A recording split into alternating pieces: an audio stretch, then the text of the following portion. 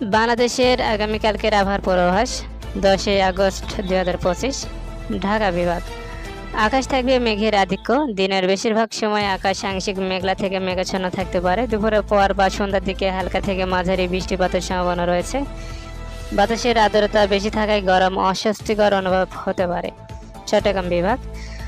দক্ষিণ ও পূর্বাঞ্চলে আকাশ থাকবে ঘন মেঘে ঢাকা। যে কোনো সময় হালকা থেকে মাঝারি বৃষ্টিপাত হতে পারে। বিশেষ করে উপকূলীয় এলাকায় সমুদ্র বন্দরগুলোতে সতর্কতা মেনে চলতে বলা হতে পারে।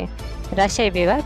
আকাশ থাকবে মেঘলা। দিনের শুরুতে কিছুটা গরম বেশি অনুভব হলেও বিকেলের দিকে হালকা বৃষ্টির সম্ভাবনা রয়েছে। বাতাসে আর্দ্রতা বেশি থাকবে, তাই গরমের অনুভূতি বজায় থাকবে। খুলনা বিভাগ। আকাশ থাকবে মেঘাচ্ছন্ন। হালকা থেকে মাঝারি বৃষ্টি হতে পারে, বিশেষ করে দুপুরের পর।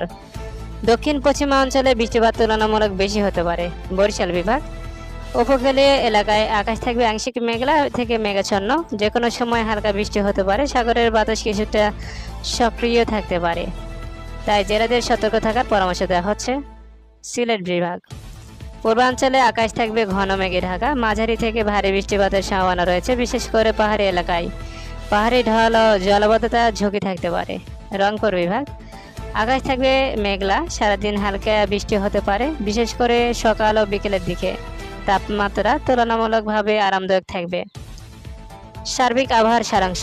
সর্বোচ্চ তাপমাত্রা প্রায় 33 ডিগ্রি সেলসিয়াস এবং সর্বনিম্ন তাপমাত্রা 27 ডিগ্রি সেলসিয়াস। সম্ভাব্য আবহাওয়া: মেঘলা আকাশ, হালকা থেকে মাঝারি বৃষ্টি, বেশি আর্দ্রতা। সতর্কতা: উপকূলীয় এলাকায়, পাহাড়ি এলাকায় সতর্কতা অবলম্বন করা প্রয়োজন।